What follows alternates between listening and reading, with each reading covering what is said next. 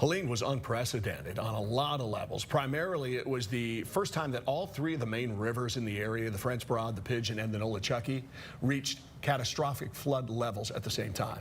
It was a scenario that had no plan. Then word came down that high up in the mountains, upstream of Newport, Walters Dam had failed. I spoke with Cocke County Mayor Mathis and Emergency Management Director Joe Esway about how that news ultimately saved lives.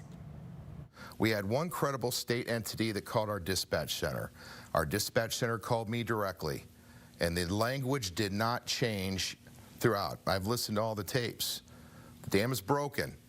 So I hung up the phone. I looked at the mayor. The mayor was standing 2 feet away from me. I said, "Sir, Walters Dam suffered a catastrophic failure. Dam's broken. We need to evacuate, the downtown area and all the low-lying areas right away." And he said, "Roger that." And I said, "Sir, I need you to say the word." He said, "Evacuate." And that was it. That operations center was quiet.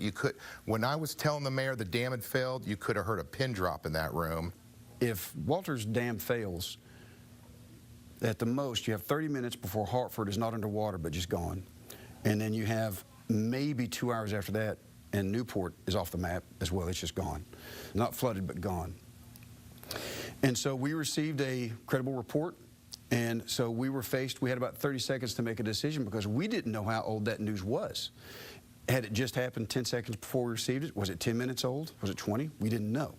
Because we reached out to Duke Energy. We couldn't get anybody on the line. So you assume the worst in that case. And so our EMA director, Esway, and I looked at each other, and he said, "We got to make a call." And I said, "Evacuate." The dam had not failed, something they wouldn't learn until the storm had passed. Mayor Mathis compared the situation to being in the fog of war and said the decision to evacuate is a call he'd make 100 times over. When that went out, people actually took the situation more seriously, started getting away from the danger, and when they did several things. It cleared the traffic away from the area so that our responders could operate more efficiently.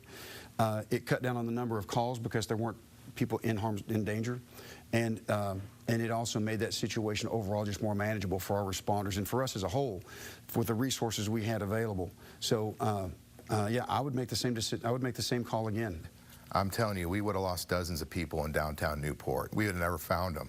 We would have lost an entire Swiftwater rescue team up off the tomato fields on O'Neill Road, because when that order came out, I recalled everybody back to regroup and reorganize. And wait till things receded and see what those floodwaters were going to do. EMA Director Joe Esway says that phone call was God on their side, saving lives. Because of the call to evacuate, only one person in downtown Newport had to be rescued that day. Whitney has done a lot of work on this, by the way, and you can see a lot of that coverage right now. We do have continuing coverage of East Tennessee 1 year after Helene on WVLT News all evening. And watch our special, After Helene, looking back, looking ahead. You're going to see all our coverage from when the storm first hit to now, as the community does work to recover a year later. You can watch it on WVLT's Smart TV app.